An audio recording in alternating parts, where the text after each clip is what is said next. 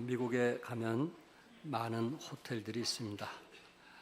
그런데 이 호텔이 너무 비싸서 한 크리스찬이 참 여러 가지 사업도 안 되고 어려운 중에 하나님께 기도하던 가운데 이 홀리데이 인이라고 하는 이런 호텔을 운영해서 어떤 누가 와도 좀 저렴하게 이렇게 묵고 가도록 하겠다 해가지고 호텔을 지어서 지금은 세계 수백 개의 호텔을 운영하시는 클라이머 회장님이 계십니다. 이 클라이머 회장이 이 홀리데이 인, 우리 종암동에도 이제 마가레트 홀레인으로 바뀌었는데 모든 사람을 좀 묵을 수 있도록 이렇게 만들었는데 그곳에 함께 일하던 이 이사들이 자꾸만 회장님에게 그곳에 카지노를 세우자. 그래서 호텔 안에 카지노 있으면 이것이 돈이 버는 거다. 그래서 카지노가 없으면 너무 힘들다 하는 이야기를 하는 겁니다. 이것을 한 해, 두 해, 세 해 이렇게 지나면서까지 그 회장님은 결코 홀리데이 인 안에 나는 카지노를 세울 수 없다라는 어떤 결단을 계속 얘기했음에도 불구하고 이사들이 계속 그곳에 카지노를 세워야 우리가 돈을 법니다. 그렇지 않으면 운영이 어렵습니다. 그런 얘기를 했던 것입니다. 결국 클라이머 회장님은 자기가 그것을 창업했고 또 시작을 했지만 또 하나님께 기도하고 그것을 시작했지만 도저히 이사들을 버틸 수가 없었습니다. 그래서 가족끼리 회의를 하는 겁니다. 그리고 가족들끼리 흔쾌히 아버지의 뜻에 따르겠다고 해서 그가 어느 날 은퇴를 하게 됩니다. 그러면서 마지막 은퇴식 때 뭐라고 얘기하냐면은 나는 이 홀리데이 인을 처음부터 시작할 때 하나님의 영광을 위해서 이 호텔을 쓰겠다고 결심했던 사람입니다. 버는 것도 버는 거지만은 이 호텔 자체가 하나님께 영광이 되지 않는다면 나는 아무 의미가 없습니다. 그러나 계속 몇 해째 이사들이 그곳에 카지노를 하자고 했기 때문에 저는 그것이 하나님께 영광이 되지 않는다는 그러한 믿음이 있었고 또 처음 시작할 때부터 나는 어떤 일이 있어도 카지노는 하지 않겠다고 하나님께 선언한 것이 있기 때문에 여러분들이 계속 요구해 저는 더 이상 버틸 수가 없고 또 하나님께 약속한 것은 지키기 위해서 정식으로 은퇴합니다. 이렇게 선언하게 되었어요. 그럴 때 모든 그 직원들이 기립하면서 박수를 쳐줬는데 참 이런 분이 어디 있느냐. 정말 하나님께 약속한 것을 지키기 위해서 기꺼이 회장직을 물러나는 참 멋있는 사람이다 라면서 참 기립박수를 해줬던 겁니다. 여러분, 돈이라는 것은 맛을 알면 결코 그 돈을 떠나는 것이 쉽지 않는데 이 회장은 자기가 하나님께 부끄럼 없이 사업을 하고 싶었고 또한 내가 부끄러운 일을 한다면 결코 그 일을 하지 않겠다는 그 약속, 그거 하나 때문에 회장직을 떠나는 멋있는 분입니다. 우리 주위에 많은 사람들이 약속을 합니다. 우리 주위에 많은 사람이 하나님께 소원하기도 합니다. 그러나 때로 어떤 자신의 필요에 의해서 또 자신의 어떤 유익을 위해서 하나님의 약속을 지키지 않는, 저버리는 그런 사람들을 우리 주위에서 많이 보게 됩니다. 그래서 저는 이 시간에 사람들은 변할지는 모르지만은 하나님께서 우리에게 하신 언약은 변함없이 반드시 이루어진다는 말씀을 통해서 오늘 6장을 통해서 하나님의 언약이라는 제목을 가지고 함께 나누기 원합니다. 특별히 오늘 이 말씀 중에 하나님은 1절에서 5절에 강한 손으로 이스라엘 백성들을 출애굽할 것을 언약하셨습니다. 1절에 여호와께서 모세에게 이르시되 이제 내가 바로에게 하는 일을 네가 보리라. 강한 손으로 말미암아 바로가 그들을 보내리라. 강한 손으로 말미암아 바로가 그들을 그의 땅에서 쫓아내리라. 하나님의 그 강한 손에 의해서 430년 동안 애굽에서 노예 생활했던 저들을 바로가 보낼 것이라고 얘기를 했고 또한 이스라엘 백성들과 하나님께서 언약하신 것을 하나님은 지키시는 하나님이란 것을 여기 1절에서 강조하고 있습니다. 하나님께서는 강한 손으로 바로가 아무리 강팍한 마음을 가졌고 또 애굽의 군인들이 아무리 강할지라도 하나님께서 그 강한 손을 통해서 바로의 왕의 마음을 변하게 할 것이고, 그리고 이스라엘 백성들을 보내지 않고는 어찌할 수 없도록 만들겠다고 이야기를 했습니다. 이 사실을 들고 어때요? 모세는 정말 하나님 편에서 바로 왕에게 여호와의 이름으로 말하노라 했을 때 지난 주일날 말씀 나눈 것처럼, 아니 하나님은 이스라엘 하나님이지 왜 이스라엘 하나님이 애굽에 와서까지 하나님 노릇하려고 하느냐 하면서 오히려 바로 왕이 노를 바라게 되었고, 그리고 이스라엘 백성들에게 더 심하게 고역을 하게 해서 백성들의 원성이 높아지는 그런 상황에 이르게 되었을 때 모세는 하나님 왜 나에게 이런 고통과 어려움을 주십니까? 백성들에게 정말 이제 비웃는 조롱받는 그런 사람이 되었고 내가 얼마나 부끄러운 사람입니까? 이제 더 이상 바로가 들어와서 바로의 그 완악함이 무서워서 더는 이상 아무 일도 할 수 없습니다. 이것이 모세의 연약한 모습이었습니다.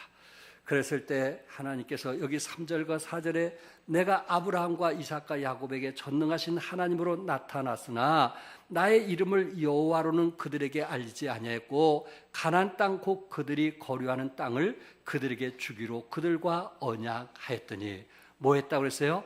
언약했다 이렇게 말씀을 했습니다. 이 언약했기 때문에 하나님께서는 반드시 이스라엘 백성들을 가나안 땅으로 출애굽할 것이다. 왜? 그 언약 때문이다 하는 것을 말씀하면서 그 언약하신 하나님의 이름이 무엇이냐? 지금 모세에게 얘기하고 있는 거예요. 내가 이스라엘 백성과 언약했는데 내 이름이 뭔지 아냐? 아니 하나님 아니십니까? 하나님이 아니다. 내 이름 하나님이 아닌 내 이름이 무엇인가 하는 것을 성경에 보면 구체적으로 하나님의 이름에 대해서 구체적으로 몇 가지 나왔는데 그 중에 3절에 어떤 하나님이라고 말씀했어요? 어떤 하나님? 전능의 하나님.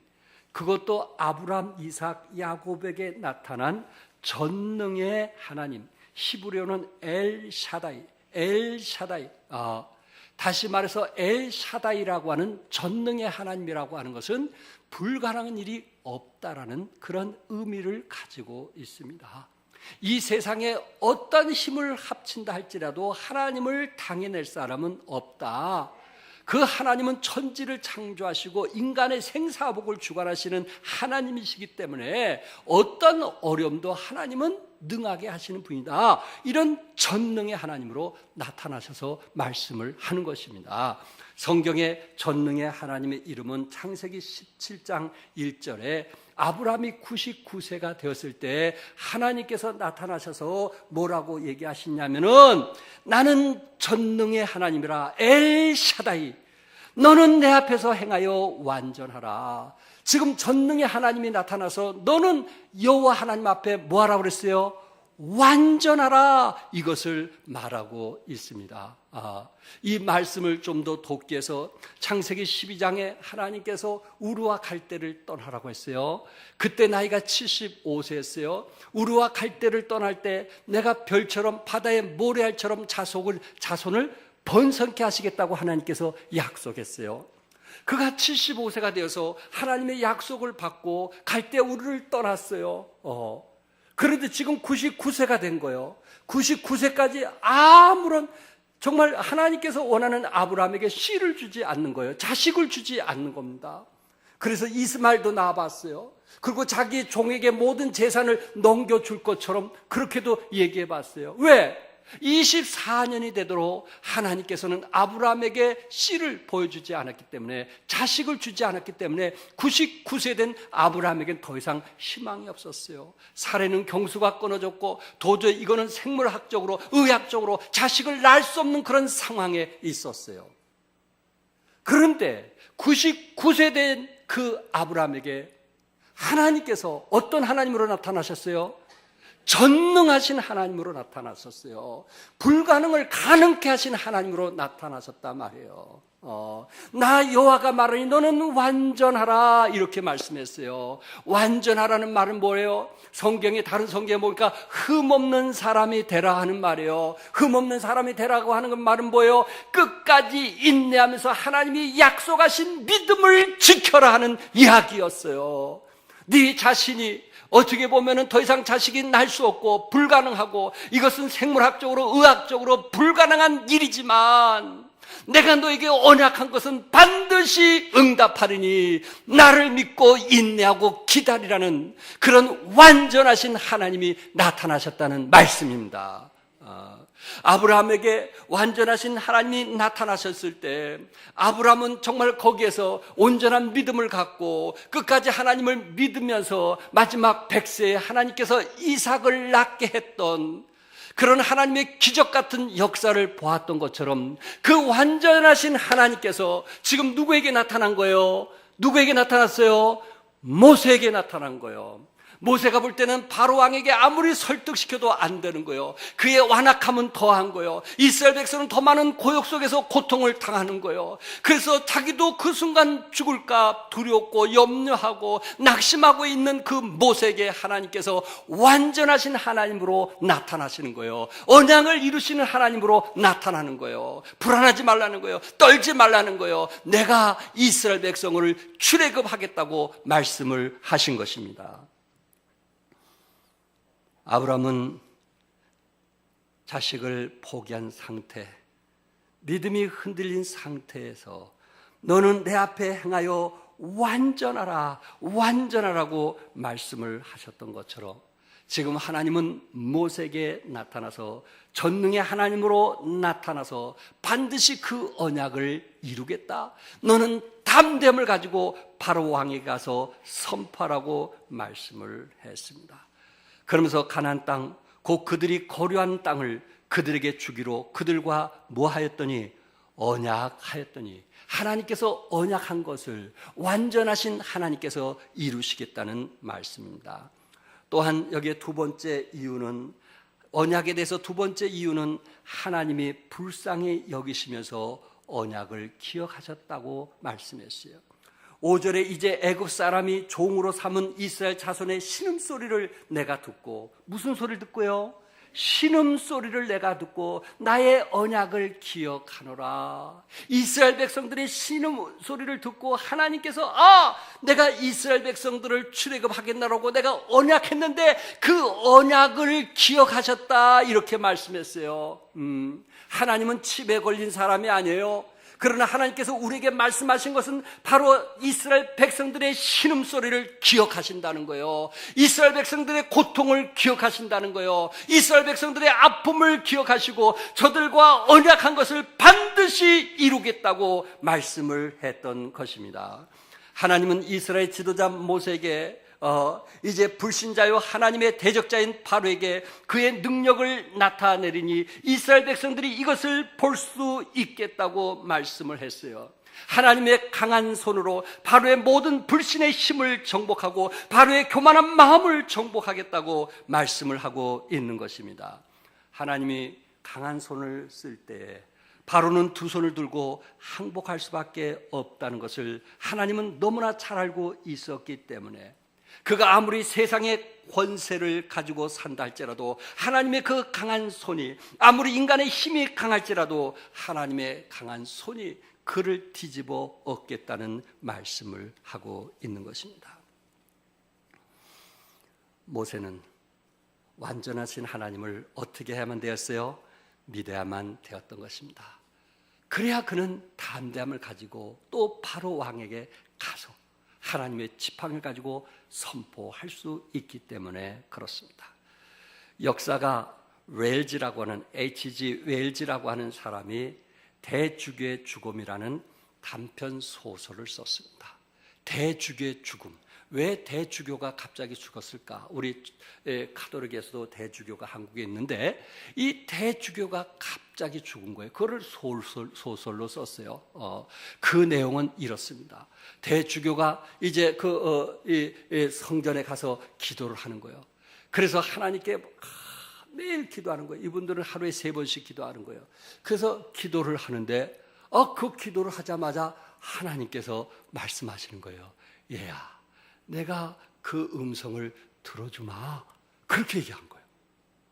그런 순간 그 대주교가 너무 놀래가지고 심장이 놀래가지고 심장마비가 걸려서 거기서 죽어버렸어요.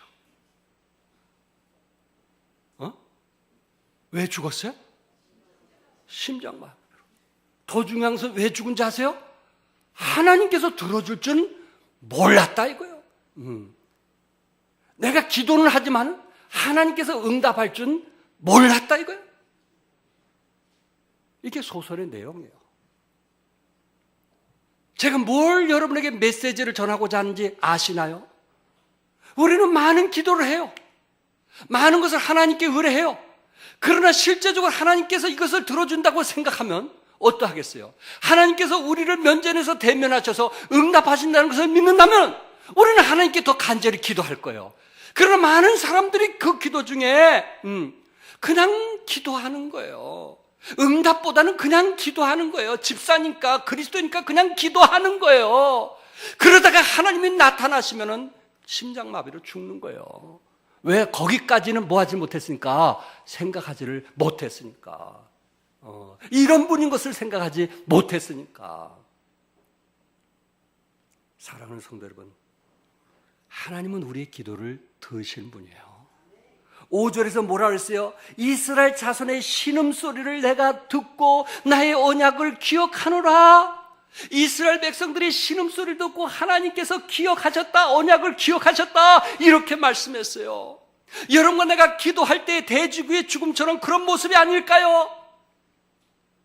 머리로는 기도하면은 하나님께서 도와줄 것을 아는데 우리의 마음으로는 기도해 놓고 나서 또 실망하고, 기도하고 나서 믿지 못하고, 기도하고 나서 응답을 믿지 못하는 그런 모습이 아니냐 하는 거예요.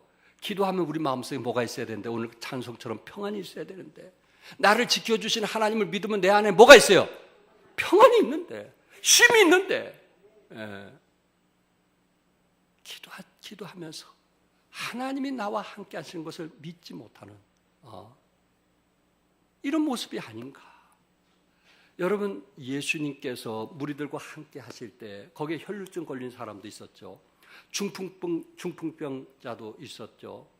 그리고 거기에 문둥병 걸린 사람도 있었죠. 이분들의 병을 낳은 특징이 뭔지 아세요? 예수님이 가는 곳에 많은 무리들이 인산인해를 하면서 많은 무리들이 함께하고 있을 때 저들의 특징은 누가 보든 말든 주여 나를 뭐하게 여기소서, 불쌍히 여기소서, 아버지 나를 불쌍히 여기소서. 예수님은 다른 사람이 어떤 말이든지 외면하지만은 아무리 먼 곳일지라도 주님 나를 불쌍히 여겨주시옵소서 하는 그 기도만큼은 주님이 돌아서게 되었고, 그리고 내 믿음이 너를 구원하였느니라 이렇게 말씀하셨더란 말이에요. 아버지 나를 불쌍히 여겨 주옵소서, 주님 나를 불쌍히 여겨 주시옵소서. 기도에 말이 많은 것도 아니었어요. 단 한마디, 아버지 주님 나를 불쌍히 여겨 주시옵소서. 내 믿음이 너를 무엇했다고요? 구원했느니라. 저들은 믿음을 가지고 주님께 옷자락만 만져도 날 수 있다는 그 믿음을 가지고 주님의 옷자락을 잡았어요. 수많은 사람이 예수님의 옷자락을 스쳐갔지만은 이 옷자락 속에 주님의 능력을 믿지 않았어요. 그러나 혈루증 걸린 여인은 예수님의 옷자락을 만지기만 해도 나를 치료할 것이란 믿음을 갖게 되었다는 거예요. 여러분과 나는 어떻습니까? 하나님께 기도하면서 정말 응답을 믿고 구하고 있습니까? 그렇지 않으면 그냥 습관이에요. 밥 먹을 때 기도하는 것처럼 그냥 습관적인 기도에 머무르고 있습니까? 내가 진실로 내게 이루는지 누구든지 이 산도로 들려 바다에 던지오라 하며 그 말하는 것이 이루어질 줄 믿고 마음에 의심하지 않으면 그대로 되리라. 그러므로 내가 너에게 말하노니 무엇인지 기도하고 구하는 것은 받은 줄로 믿으라. 그래야면 너에게 그대로 되리라. 주님께서 우리에게 하신 말씀이에요. 주님께서 우리에게 약속하신 언약이에요. 전능하신 하나님께서 우리에게 육신을 입고 이 땅에 오셔서 우리에게 하신 약속이에요. 이 말씀 믿으면 아멘 하세요. 무엇이든지 기도하고 구하는 것을 받은 줄로 믿으라. 그래야면 너에게 그대로 되리라. 이런 믿음이 필요하다는 거예요. 두 번째, 하나님은 강한 팔로 노역에서 빼어내어 주겠다고 언약했어요. 주님은 강한 손으로 이제 저들을 구원하겠다고 약속했고, 두 번째는 강한 팔로 노역에서 떼어주시겠다고 언약했어요. 6절과 7절에 그러므로 이스라엘 자손에게 말하기를 나는 여호와라. 내가 애굽 사람의 무거운 짐 밑에서 너희를 빼내며 그들의 노역에서 너희를 건지며 편팔과 여러 큰 심판들로서 너희를 속량하여 너희를 내 백성으로 삼고 나는 너희의 하나님이 되리니 나는 애굽 사람의 무거운 짐 밑에서 너희를 빼낸 너희의 하나님 여호와인 줄 너희가 알지어라. 우리 하나님이 고역에서, 우리 하나님이 힘든 일에서, 우리 하나님이 무거운 짐에서 빼어내주겠다고 말씀했어요. 그런데 여기에 중요한 거예요. 우리 하나님의 이름이 뭐라고 그랬어요? 우리 하나님의 이름이 뭐라 했어요? 여기에서는 여호와라 이렇게 말씀을 했어요. 여호와. 또 하나님이 두 번째 이름이 나오는 거예요. 할머니 두 친구가 어릴 때부터 친구였어요. 나이가 80이 넘으면서 친구들이 다 이제 소천했어요. 곁에서 다 떨어져 나가는 거예요. 두 사람만 남았어요. 그런데 이분이 나이가 들면서 치매가 온 거예요. 한 할머니가 친구에게 묻습니다. 어릴 때부터, 소시 때부터 친구였는데 자네 이름이 뭔가 물었어요. 잊어버린 거예요. 그때 그 친구가 뭐라고 한지 알아요? 내 이름? 생각해보고 얘기해 줄게. 그런 거예요. 이게 치매예요. 여러분,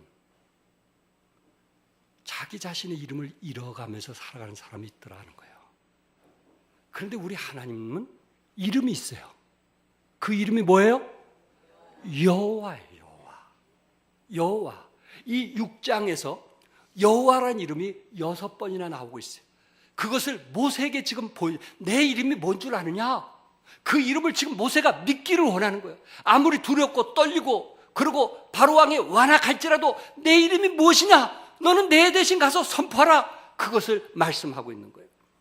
2절에 하나님이 모세에게 말씀하여 이르시되 나는 여호와니라. 3절에 내가 아브라함과 이삭과 야곱에게 전능의 하나님으로 나타났으나 나의 이름을 여호와라 그들에게 알리지 아니하였고 6절에 그러므로 이스라엘 자손에게 말하기를 나는 여호와라. 7절에 나는 애굽 사람의 무거운 짐 밑에서 너희를 빼낸 너희의 하나님 여호와인 줄 너희가 알지어라. 8절에 내가 하나님과 이삭과 야곱에게 주기로 맹세한 땅으로 너희를 인도하고 그 땅을 너희에게 주어 기업을 삼게 하리라. 나는 여호와라 하셨다 하라. 29절에 나는 여호와라. 내가 내게 이름 바를 너는 애굽 왕 바로에게 다 말하라.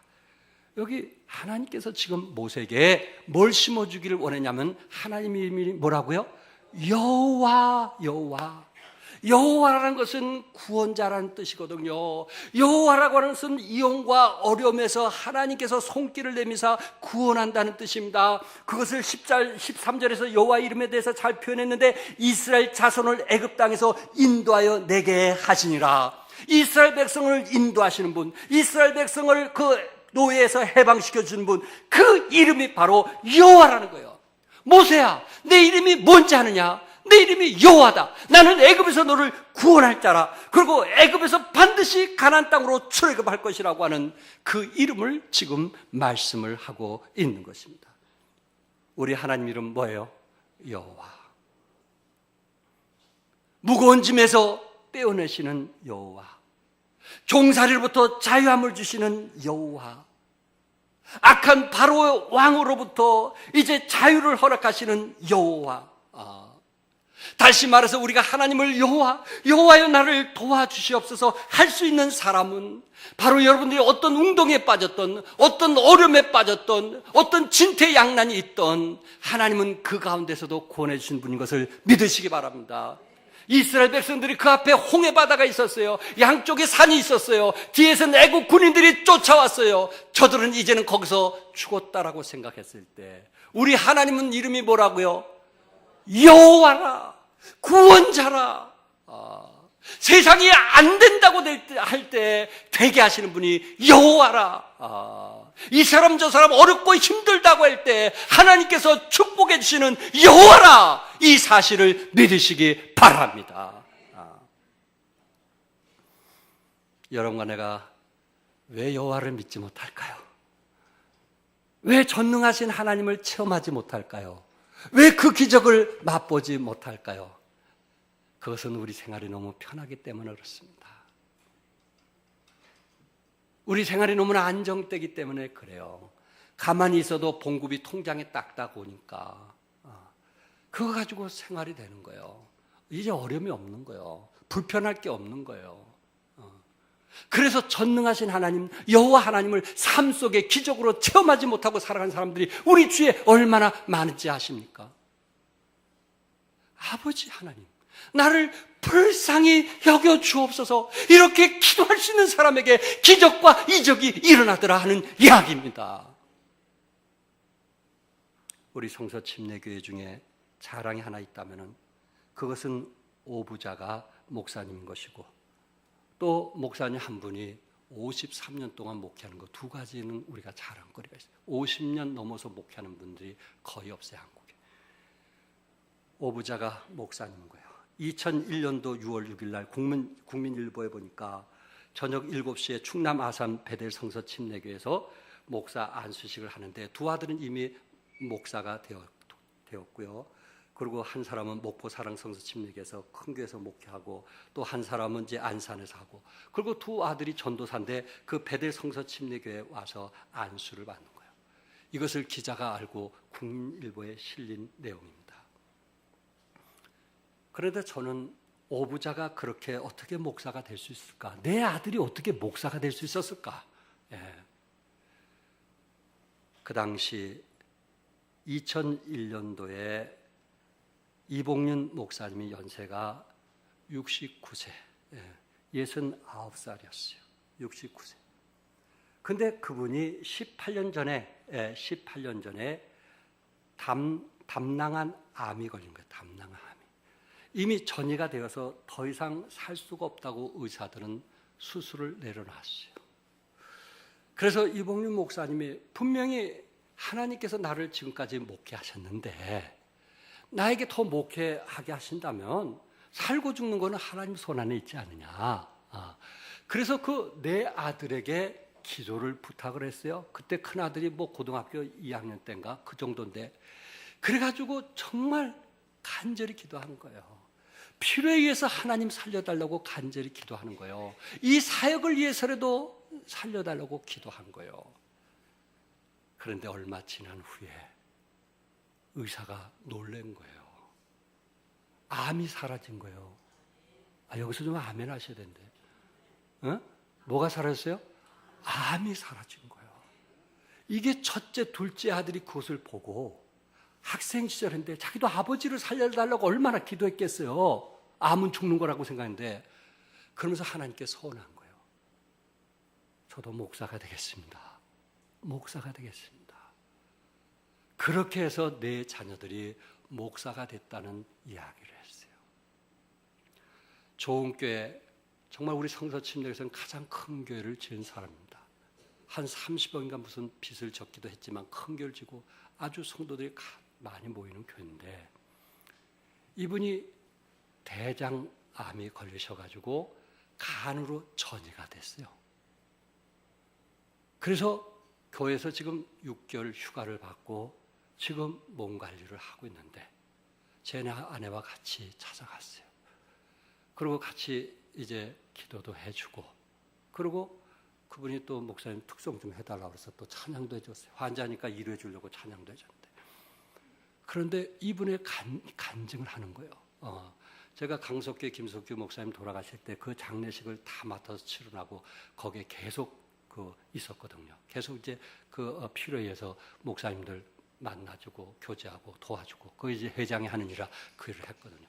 그럴 때 이분이 와가지고 저를 만나면서 목사님 죄송합니다 하고 바삐 갈 일이 있습니다. 나중에 하겠습니다. 보니까 병원에서 암이란 진단을 받고 얼굴이 노래져가지고 이제 그 휴양하러 가신 거예요. 그런데 이분이 거기에 와가지고 하나님께 기도하면서 자기도 모르게 찬송이 나오는데 3시간 반 이상이 찬송이 끊이지 않고 나오더래요. 자기는 목회를 했지만 지금까지 그렇게 찬송을 불러본 적이 없는데 죽음과 삶에 있어서 하나님께서 힘을 줘서 그렇게 찬양을 하게 되더라고요.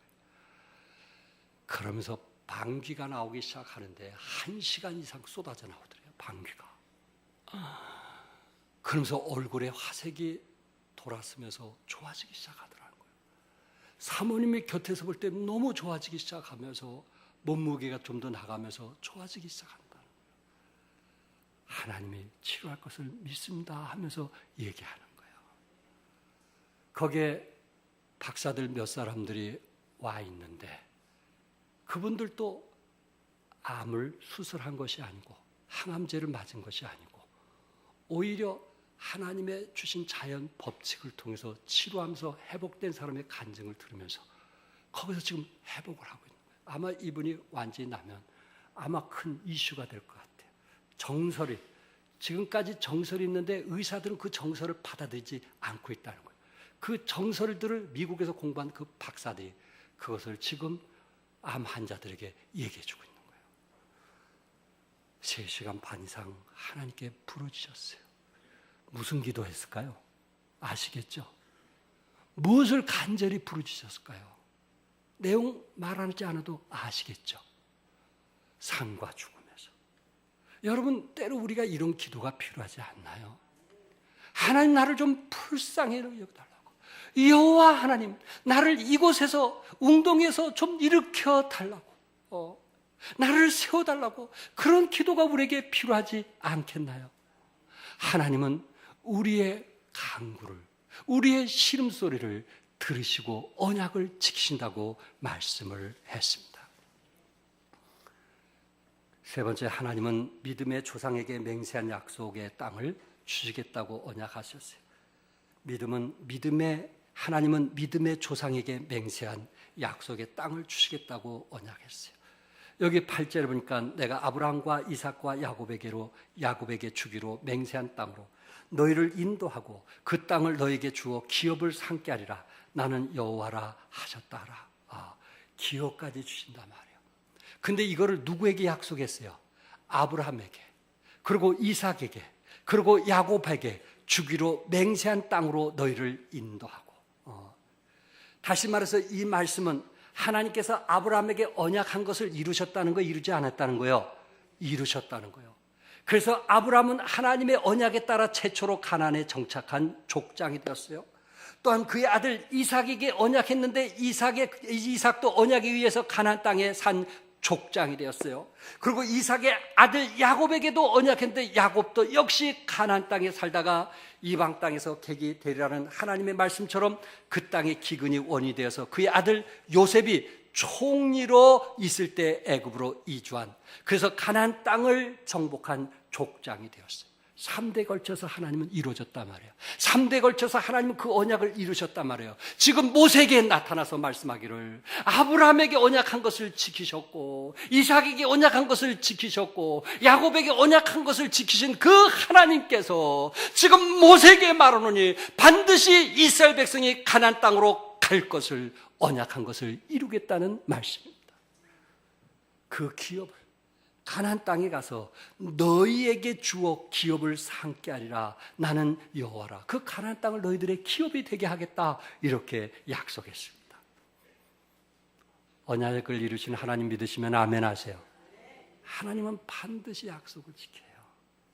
우리는 약속을 못 지킬지라도, 우리는 이랬다 저랬다 하는 사람이라 할지라도 오래전 얘기예요. 어떤 집사님이 우리 교회에 나와서 나는 죽어도 종안교회를 떠나지 않겠다고 그러더라고요. 모든 성도들이 들었으니까. 그런데 사람은 약속을 안 지켜요. 근데 우리 하나님은 한 번 언약한 건 반드시 이루신 분인 것을 믿으시기 바랍니다. 여러분에게 어떤 말씀으로 약속하든 그 약속의 말씀을 이루시는 분이 하나님. 우리 하나님은 시건치 아니하시는 분이라고 말씀하고 있습니다. 그렇다면 아브라함과 이삭과 야곱에게 언약한 것을 이루시고, 그리고 이스라엘 백성들에게 애굽에서 그 기업을 이루겠다고, 가나안 땅의 기업을 이루겠다고 말씀했다면 여러분과 나에게도 약속하신 것이 있는데, 그것은 1000년 동안 왕노를 것을 약속하셨고, 그리고 천국에서 영생복락 누리면서 그 기업을 누리면서 살 것을 약속한 거 믿으시기 바랍니다. 하나님은 아브라함에게 약속한 것처럼 여러분과 나에게도 약속했고, 우리가 미래를 향해서 소망을 가지고 살아가는 사람들에게 하나님께서 멸류관을 주시고 1000년 동안 나라를 다스리고, 이런 축복, 여러분이 돈으로 계산할 수 없는 엄청난 축복들을, 기업을 누릴 것을 우리에게 약속하셨답니다. 그가 남들보다 조금 덜 가졌다 할지라도, 남들보다 조금 부족할지라도 그것 때문에 불평하고 낙심하고 실망하지 않을 이유가 있다면 우리는 하늘 아래 기업이 있음을 믿으시기 바랍니다. 2001년도 일본에서 백화점을 오픈하면서 10년이 지나게 되었는데, 그분들이 뭐라고 했냐면, 10년이 지나서 여러분들이, 우리가 10년 전에 광고지를 보내드렸는데 각 가정에 10년 후에는 선물을 주겠다고 했는데, 그 광고지를 가져온 사람에게 지금 요코하마 백화점, 가와사키 백화점, 그것이 10년이 된데 저희들이 약속을 지키기 위한 것이니 그것을 가지고 오십시오. 광고지를 가지고 오십시오. 그래서 한 400~500명이나 올까 했는데 1200명이 갖고 온 거예요. 10년 전에 그 광고지를, 그거를 믿고 1200명이 온 거예요. 그래서 백화점에서 난리가 난 거예요. 그래서 그걸 가져온 사람들에게 그림 접시, 멋있는 시계를 선물했는데 이게 모자란 거예요. 그래서 사과를 하면서 오히려 못 받은 사람에게 1000엔짜리 상품권과 그리고 과자를 이제 한 봉지에 주면서, 그 다음에 며칠까지 다시 돌아오면은 여러분에게 그림 접시 시계를 주겠습니다 하고 다시 약속을 하면서 사과했다는 이야기입니다. 1200명이 그것을 가져오면서 여러 사람들의 얘기 중에 골자는 액자에 넣어 보관해 왔다는 사람, 주방에 붙여놓고 매일 쳐다봤다는 사람, 수첩에 놓고 들고 다녔다는 사람, 이런 얘기가 오고 갔어요. 세상 사람들도 어떤 광고지, 10년 후에 그건 뭐 이런 사람도 있겠지만 10년 후에 무슨 선물 받을까 기대하면서 그것을 수첩에 또 이제 식탁 위에 그것을 잘 보관했다가 가져온 사람이 1200명이더란 말이에요. 접시시계 하나 받고 싶어서 그 약속을 믿고 그러고 기다렸던 사람이 1200명. 세상 사람도 이런데 여러분과 나는 하나님께서 요한계시를 통해서 우리에게 언약의 말씀을 우리가 믿지 않는다면 세상 사람보다 나을 게 뭐가 있겠는가? 그러므로 사랑하는 성도 여러분, 아브라함의 하나님이 나의 하나님인 것 믿으시기 바랍니다. 이삭의 하나님이 나의 하나님인 것 믿으시기 바랍니다. 야곱의 하나님이 나의 하나님인 것 믿으시기 바랍니다. 하나님께서는 그 언약한 것을 반드시 이루어진다는 것을 믿으시고 우리 자녀들이 믿음 안에서 살 수 있도록, 이런 미래가 보장되어 있는 그 좋은 곳에 함께 멸류관을 내서 달려갈 수 있도록 권하시고, 신앙생활을 체크하시면서 주님을 사랑하는 여러분과 내가 되기를 주님의 이름으로 축복합니다. 기도하겠습니다.